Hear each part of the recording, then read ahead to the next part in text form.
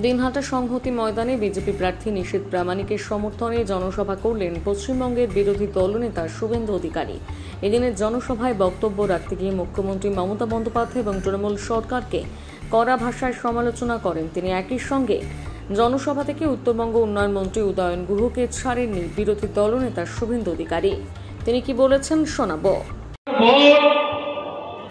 19 তারিখে হবে এই নির্বাচনে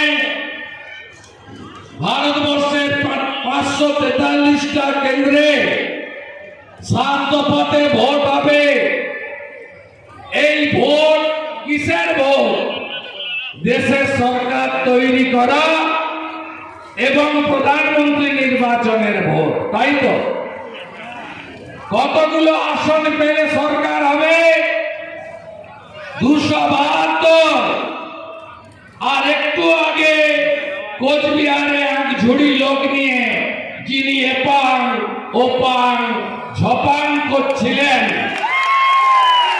পশ্চিমবাংলার সবচেয়ে বড় মিথ্যাবাদী মমতা ব্যানার্জি, তিনি কতগুলো আসনে লড়ছেন? 45টা আসনে। পশ্চিমবাংলার 42, আসামের 1, মেঘালয় 1, অখিলেশের সৌজন্যে ইউপিতে 45টা লড়ছে। 5টা সিটও পাবে কিনা ঠিক নেই। তিনি প্রধানমন্ত্রী হবেন। গরুর গাড়ির যেদিন হেডলাইট লাগবে আর স্যান্ডো গেঞ্জিতে যেদিন বুক পকেটের দরকার হবে সেদিনই পিসি প্রধানমন্ত্রী হবে। তার আগে হয়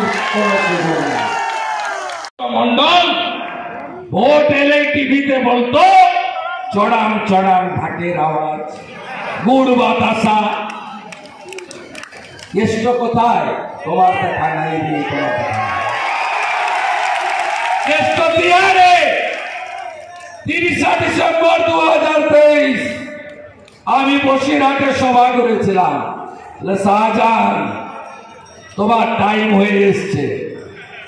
1 জানুয়ারি 2024 আমাকে বলল এই মেদিনীপুরের ছানাকে ছাল আর চামড়া তুলে প্যাকেট করে বাড়ি পাঠাবো। আর শাহজাহান এখন কোথায়? তোমার দেখা নাই রে, তোমার দেখা নাই। বাড়িটাও ইডি অকশনের জন্য নিয়ে নিয়েছে। স্বগোষ্ঠী জেলে, পুরো ফ্যামিলি জেলে। আর আমি কদিন আগে সরবেড়িয়াতে শাহজাহানের বাড়ির সামনে দাঁড়িয়ে ছানা খেয়েছি। এরা সবাই চুরি দুর্নীতি ছাড়া আপনাদের শৌচালয়ের টাকা মেরেছে, আবাসের টাকা মেরেছে। তৃণমূল ফর্ম বিতরণ করছে, ভাইপো বলে গেছে ডিসেম্বরের মধ্যে ঘরের টাকা দেবে। কোথেকে দেবে ঘরের টাকা?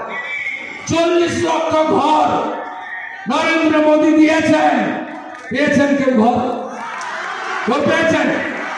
1,25,000 টাকার বাড়ি সব চুরি করে নিয়ে গেছে। তৃণমূল মানে কি?